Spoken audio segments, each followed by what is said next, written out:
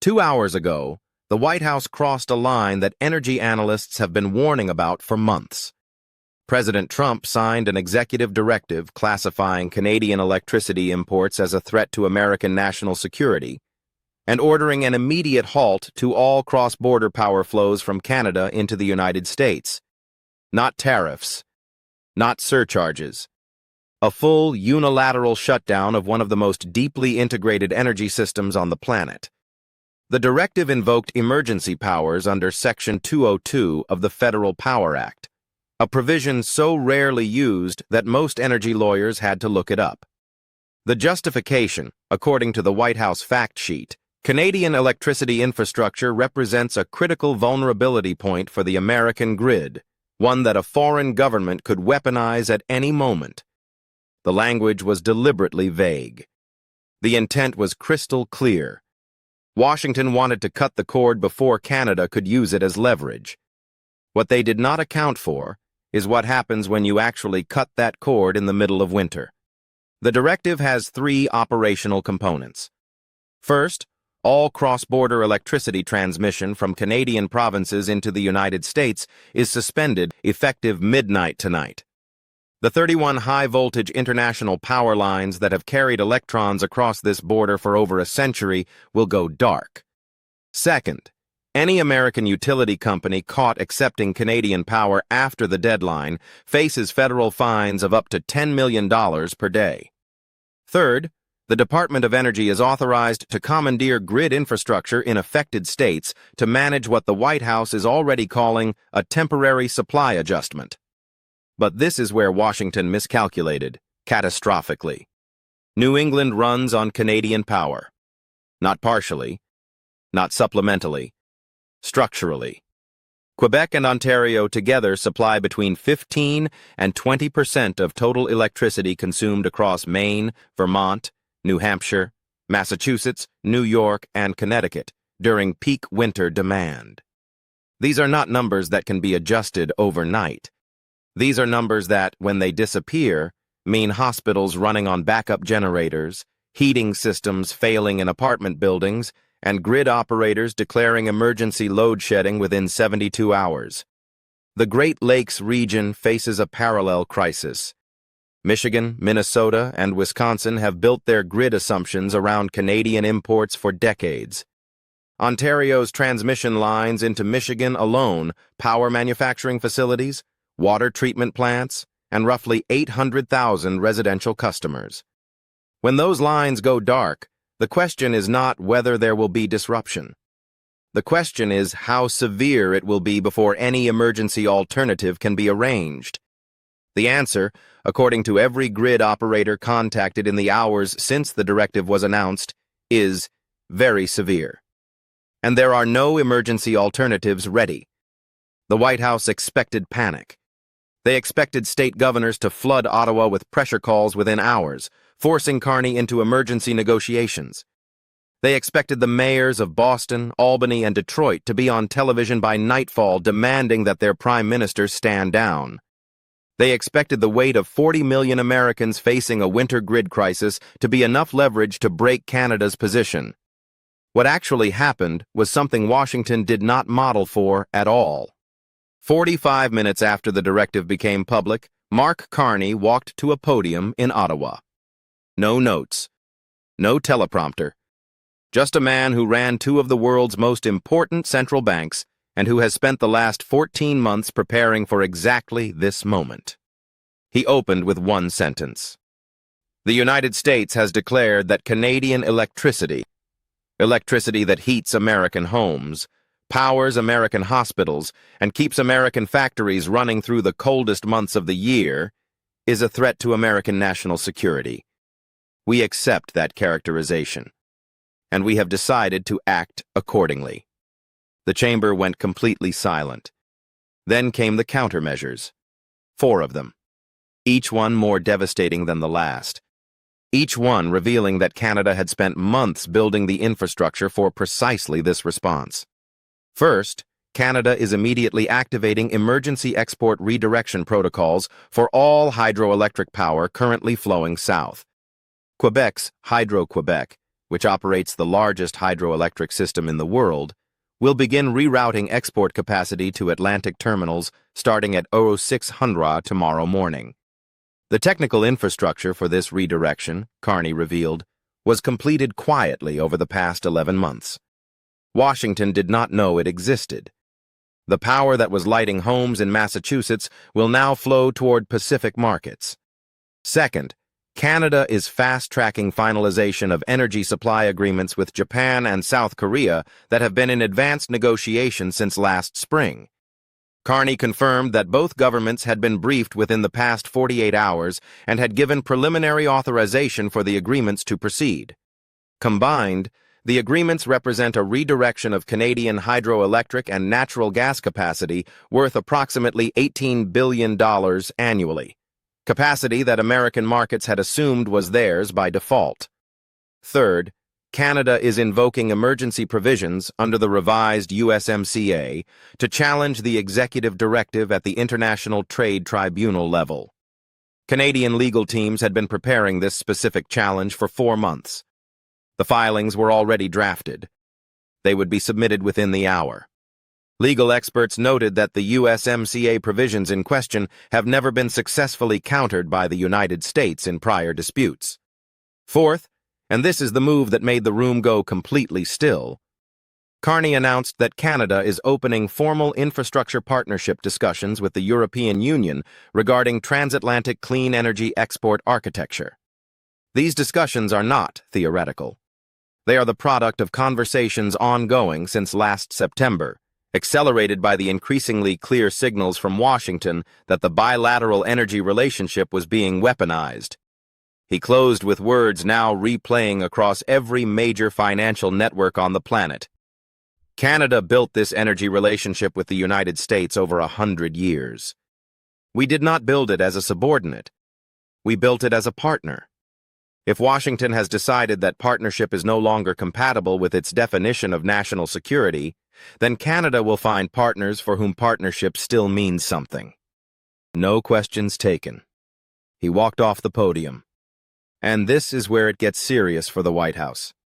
Ontario alone, a single Canadian province, supplies electricity to 1.5 million American homes through direct transmission. Quebec's Hydro-Quebec holds active contracts with utilities in New York and Massachusetts, representing over 9.45 terawatt-hours of annual delivery. These are not spot market purchases. These are long-term infrastructure contracts built into the operating assumptions of the American grid. Cutting them off does not create a temporary inconvenience. It creates a structural emergency. New England's grid operators have already begun contacting FEMA and the Department of Energy requesting emergency protocols.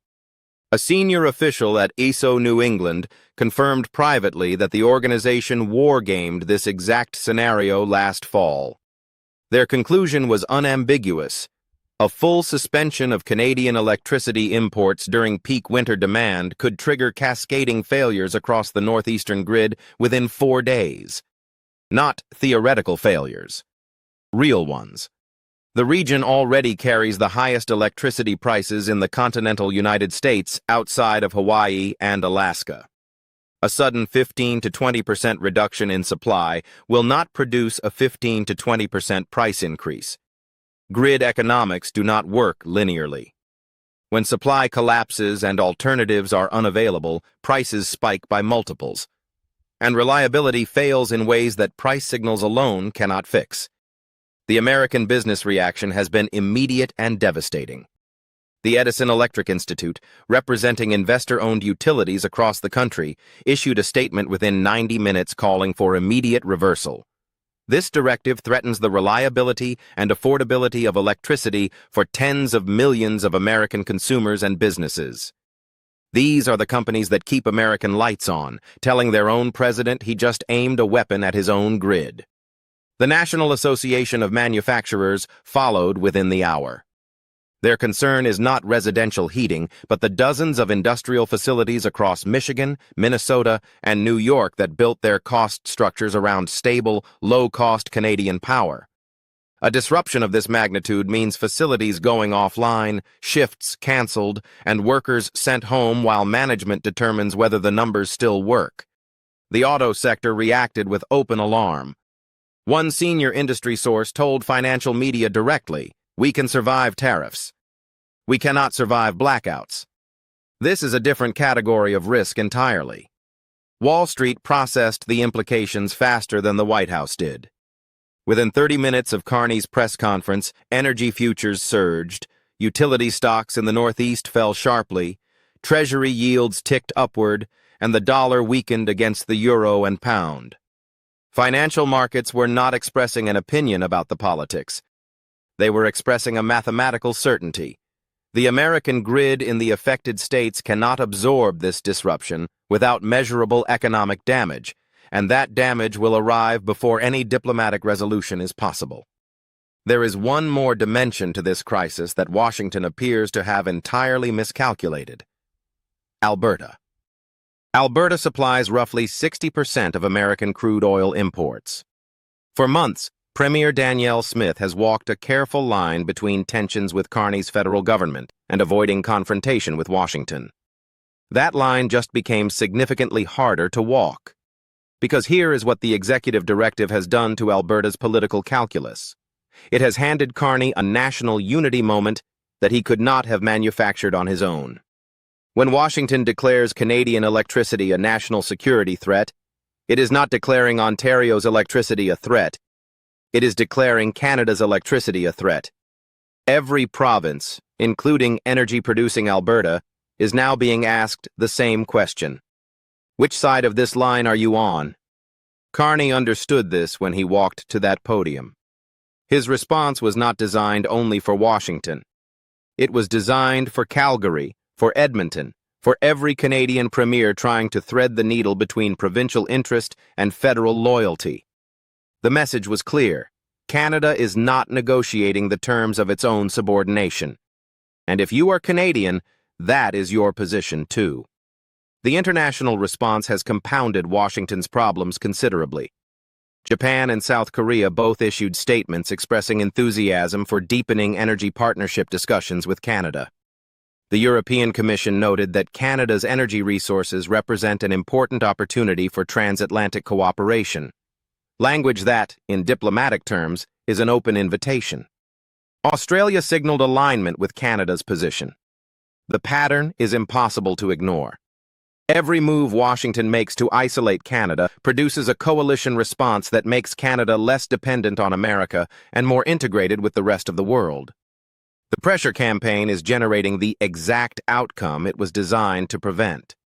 What really stunned Washington was not the content of Carney's countermeasures.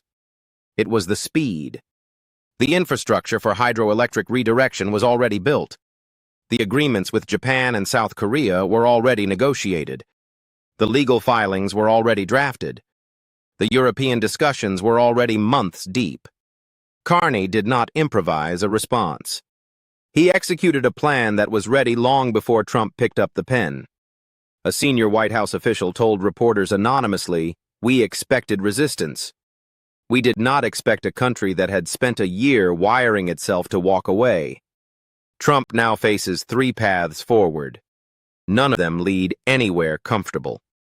He can enforce the directive and watch the northeastern American grid begin to fail within days. State governors, including Republican governors in affected states, are already calling the White House. The political math of Americans without heat and power in the middle of winter is not complicated. It is catastrophic. He can quietly walk the directive back and absorb the humiliation of reversing course within 48 hours, after Carney's countermeasures have already been seen globally.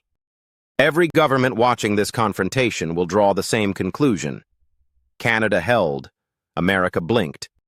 Or he can escalate further against a NATO ally whose grid, whose energy, and whose supply chains are now more entangled with American daily life than any rhetoric about national security threats can wish away. Every option is worse than the one before it. 2 hours ago, the White House believed it was deploying overwhelming force against a dependent neighbor. It believed that cutting electricity would create the kind of immediate civilian pain that would translate instantly into political pressure on Carney.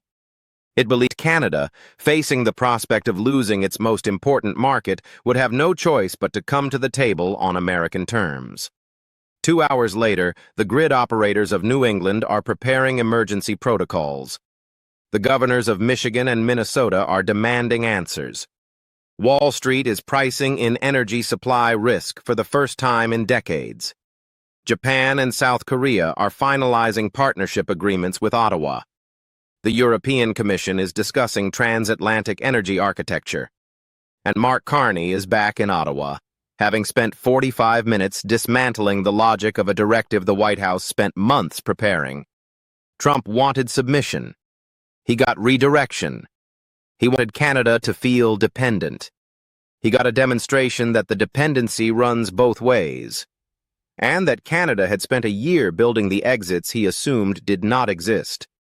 He wanted to prove that American power could dictate the terms of a relationship that generations of leaders had treated as a partnership between equals. He got a former governor of the Bank of England standing at a podium in Ottawa, calmly explaining where Canada's electricity is going instead. Mark Carney is not reacting to Trump's moves anymore. He has been executing. And Washington, staring down a northeastern grid crisis in the middle of winter, is only now beginning to understand the difference.